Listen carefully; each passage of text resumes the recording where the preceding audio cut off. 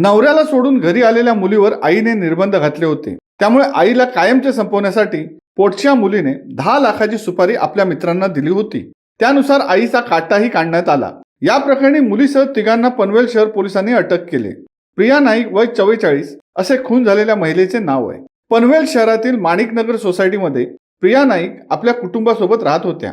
शुक्रवार दिनांक 13 सप्टेंबर रोजी प्रिया यांचा मृतदेह त्यांच्या राहत्या घरात रक्ताच्या थारोळ्यात आढळून आला. पोलिसांनी घटनास्थळी पंचनामा केला असता प्रथमदर्शनी प्रिया नाईक यांचा दोरी किंवा वायरने गळा आवळून खून केल्याचे पोलिसांच्या निदर्शनास आले. त्यानंतर पोलिसांनी या प्रकरणी कसून तपास सुरू केला. तपास करताना काही धागेदोरे हाती लागल्याने पोलिसांनी दोघा संशयितांना ताब्यात घेतले. त्यांची कसून चौकशी केली असता त्यांनी गुन्ह्याची कबुली दिली. यामध्ये खून झालेल्या महिलेच्या मुलीचा देखील सहभाग होता. नवऱ्याला सोडून घरी आलेल्या मुलीवर आईने निर्बंध घातले होते.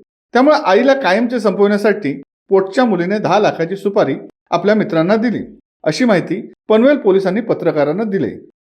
शिवसत्ता टाइम्स न्यूज ब्युरो, पनवेल. दे धडक बेधडक वृत्त देणाऱ्या आपल्या शिवसत्ता टाइम्स न्यूज चॅनलला लाल बटन दाबून सबस्क्राईब करा आणि बेल आयकॉनला क्लिक करायला विसरू नका.